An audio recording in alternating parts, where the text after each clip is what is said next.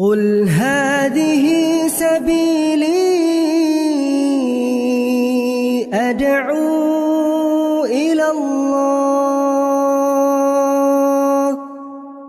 Assalamualaikum warahmatullahi wabarakatuh. Alhamdulillah kita ketemu lagi di channel pemberantas kemaksiatan kaum muslimin.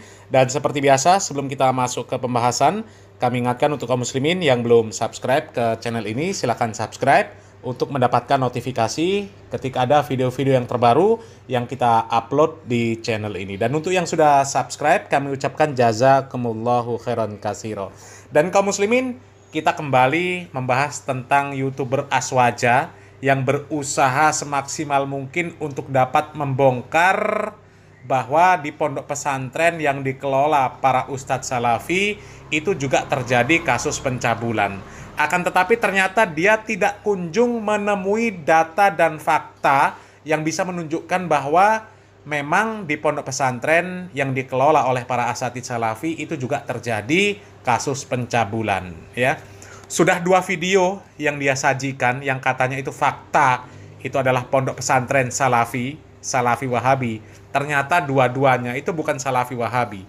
Ya, kalau dilihat amalannya ya sama dengan NU juga kaum muslimin, ya. Tapi akhirnya kaum muslimin, ya, YouTuber ini membuat video klarifikasi, ya, tapi bukan klarifikasi minta maaf karena salah, ya, tapi masih juga memberikan argumen kaum muslimin, ya, dan argumennya ini konyol kaum muslimin, ya. Dia membawakan video dari Ustadz Khalid Basalamah yang membahas tentang kasus terjadinya pemerkosaan terhadap TKW di Arab Saudi, ya. Dia samakan dengan kejadian, ya, pencabulan di pondok pesantren yang ada di Indonesia yang mereka berafiliasi dengan Ormas NU. Ini kan, ya, ini perbandingan yang nggak balance kaum muslimin. Ya.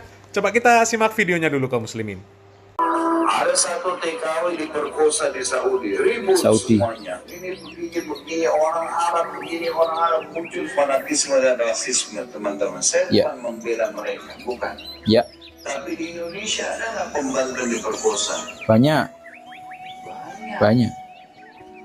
Jadi ada sisi negatif positifnya, ada orang manusia di mana orang berbuat kejahatan, gitu kan? Manusia. Tapi jangan tidak sportif untuk menilai mana baik buruknya. Ini bukan masalah pembelaan, tapi saya cerita apa adanya karena memang sedang ditanya gitu. Sportif, ya. Jadi kita harus sportif memang. Nah, dari video itu Pak Khalid Basalamah ini menjelaskan kepada kita teman-teman bahwa tindak kejahatan asusila itu ada di mana-mana. Nggak cuman di Indonesia, di Arab Saudi juga ada. Nah kaum muslimin, dari sini saja logika orang ini nih sudah logika-logika yang cacat kaum muslimin, ya. Orang ini nggak nalar kaum muslimin, ya. Kalau kita perbandingannya adalah tempat masyarakat umum dan masyarakat umum, ya, masyarakat yang ada di Arab Saudi dengan yang ada di Indonesia, itu tetap kalah di Indonesia itu. Kalau di Indonesia yang jelas-jelas legal tempat prostitusi, PSK pinggir jalan yang ilegal, yang di hotel-hotel, itu banyak. Itu kalau perbandingannya masyarakat umum dengan masyarakat umum. Tapi di sini, ya kenapa dibahas? Karena terjadi di pimpinan pondok pesantren. Itu masalahnya. Di lingkungan pendidikan agama. Itu masalahnya. Ya kalau membahas masalah TKW yang di sana diperkosa, itu masyarakat umum. Pelakunya bukan ulama, bukan kiai, bukan ustadz. Ya, bukan ahli tasawuf, bukan. Ya kalau kita berbicara dimanapun ada kemaksiatan ya tetap ada, gitu mas bro, ya. Cuma kenapa kok dibahas ini yang di Indonesia ini, yang di pesantren ini bahas? Ya karena ini terjadi di dunia pondok pesantren. Apalagi yang katanya mereka mengklaim ajarannya paling sunnah, 100% sunnah Rasul, ya. Bahkan ormasnya sudah menjadi agama. Ketika didirikan didatangi Nabi Muhammad SAW, diridhoi oleh Nabi Muhammad SAW. Jadi kalau nggak ikut ormas itu pasti salah, pasti neraka. Ya, kalau sampai bisa masuk surga tanpa ikut ormas itu berarti ditolong oleh orang-orang yang asalnya dari ormas itu. Itu masalahnya. Dan kalau masalah kita bersedih dengan adanya berita-berita yang seperti itu, ya sedih. Siapa yang nggak sedih? Sedih. Orang yang mengaku bahwa mereka ini kiai, ahli tasawuf, ya ternyata melakukan cabul, ternyata melakukan sodomi. Ya sedihlah, siapa yang nggak sedih? Apalagi orang tua sang korban. Bukan sedih lagi, trauma. Bahkan lebih konyol lagi kaum muslimin, ada orang tua yang menitipkan anaknya ke pondok pesantren karena anaknya menjadi korban pencabulan. Ternyata dititipkan di pondok pesantren, dicabuli lagi sama kiainya. Ini kan musibah. Ya, sudah jatuh tertimpa tangga. Dan itu pondok pesantren, ya. Jadi kalau perbandingannya TKI yang menjadi korban dari majikannya dengan santriwati atau santri yang jadi korban dari ustadznya atau kiainya, ini kan perbedaan yang sangat jauh. Ya, orang di Arab Saudi nggak semuanya paham agama, nggak semuanya alim, nggak semuanya orangnya baik. Tapi kalau sudah dunia pondok pesantren, ya tempat pendidikan agama Islam, seorang kiai, coba, ya, jadi analoginya yang apple to apple lah, ya. Jangan tikus dibandingkan sama kelinci, ya beda jauh lah mas bro. Ya, kita kalau sedih ya sedih. Dunia pondok pesantren kok seperti itu ya. Cobalah contoh pondok pesantren yang dikelola oleh para asatidz salafi. Nggak ada kasus-kasus yang seperti itu. Karena apa? Mereka itu menjaga ada batasan-batasan interaksi antara laki-laki dan perempuan. Yang nggak boleh bermudah-mudahan. Berbeda dengan kiai-kiai yang mengatakan bahwa kelompok mereka ini paling sunnah, 100% sunnah Rasul, bahkan dikatakan Pak Marzuki Mustamar. Ya, bahkan mereka ini dengan tegas mengatakan bahwa Wahabi ini sesat. Ya, tapi ternyata mereka yang melakukan seperti itu. Apalagi kemarin pelaku sodomi.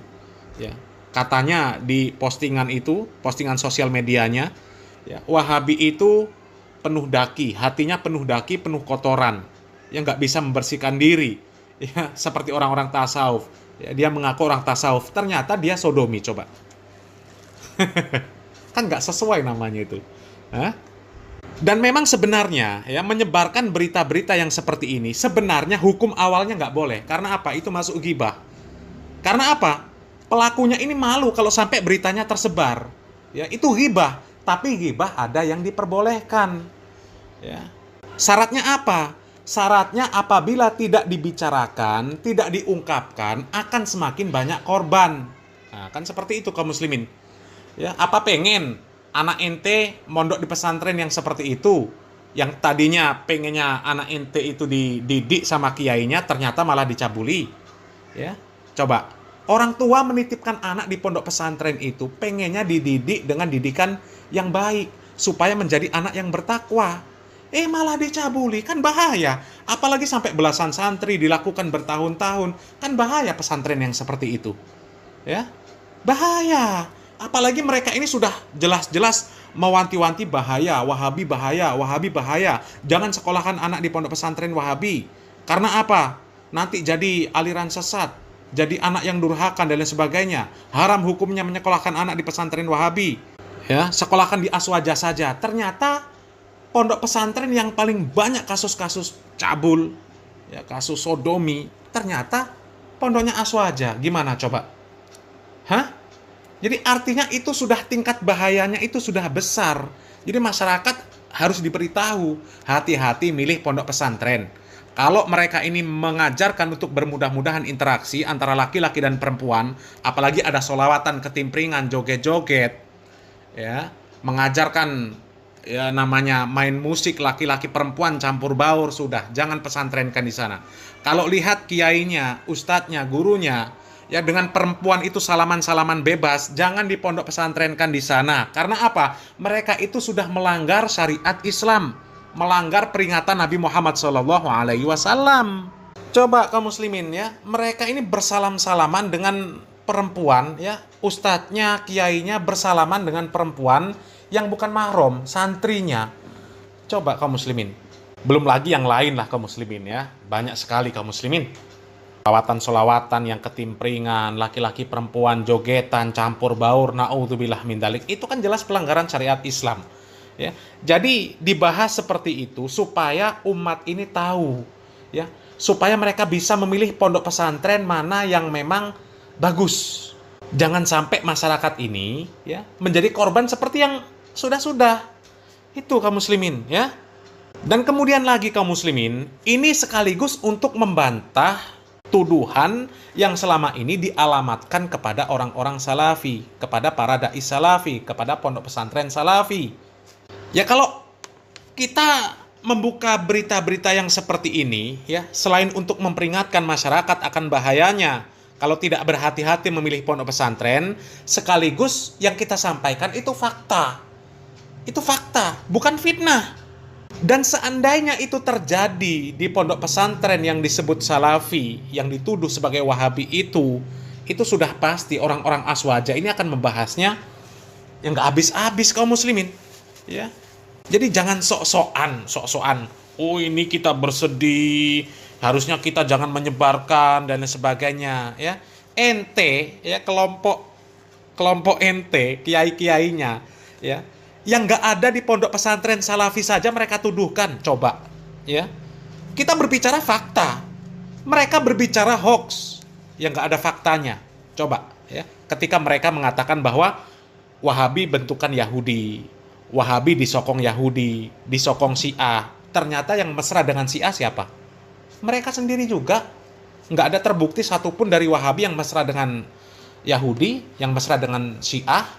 Bahkan itu juga bukan orang-orang awamnya pelakunya yang mesra dengan Yahudi. Ya. Pentolan-pentolannya. Begitu juga dengan pelaku-pelaku asusila. Ya. Bukan orang awamnya. Kalau orang awamnya kita nggak bahas. Terserah. Ya, banyak. Ya. Yang jadi masalah itu kiainya, yang menjadi pelaku itu kiainya gitu loh. Ya. Jadi kalau disamakan dengan majikan para TKW ya nggak apple to apple ya. Coba kalau perbandingan itu orang yang disebut ulama, disebut ustadz dengan yang disebut ustadz dengan yang disebut ulama juga. Jangan dibandingkan majikan TKW dengan para kiai yang nggak apple to apple lah. Gimana ini mas? Ya. Jadi kalau dari kelompok kalian mengetahui fakta yang seperti ini terjadi di pesantren Wahabi, ya sudah selesai. Kalian itu nggak akan berhenti membahasnya, ya kan? Ya, sedangkan yang nggak ada saja kalian tuduhkan. Yang katanya Ustadz Wahabi dibayar 20 juta setiap bulan dari Arab Saudi. Itu kan hoax. Apalagi yang jelas-jelas kemarin yang mesra dengan Idrus Romli. Menuduh bahwa, oh orang-orang Wahabi ini hatinya kotor, penuh daki. Nggak seperti orang-orang sufi, orang-orang tasawuf. Nggak seperti orang-orang aswaja. Ya. Ternyata dia melakukan sodomi. Coba. Hah? Apalagi yang terbaru, fakta. Ya. Ini fakta, boleh dicek. Ya. Pak Idrus Romli, ya, itu kan tokoh aswaja. Fitnahnya terhadap orang-orang salafi apa? Orang-orang salafi itu ya dakwahnya ya karena fulus ya, bukan karena dalil. Pertimbangan dari orang-orang salafi dalam berdakwah ini fulus, bukan dalil. Beda dengan aswaja. Kalau aswaja pertimbangannya dalil, bukan fulus. Tapi silahkan sekarang lihat buktinya ya. Pak Idrus Romli memposting sebuah postingan di akun YouTube-nya. Ya, ada kajian namanya Ngaji Akidah. Narasumbernya Ustadz Muhammad Idrus Romli. Live via Zoom.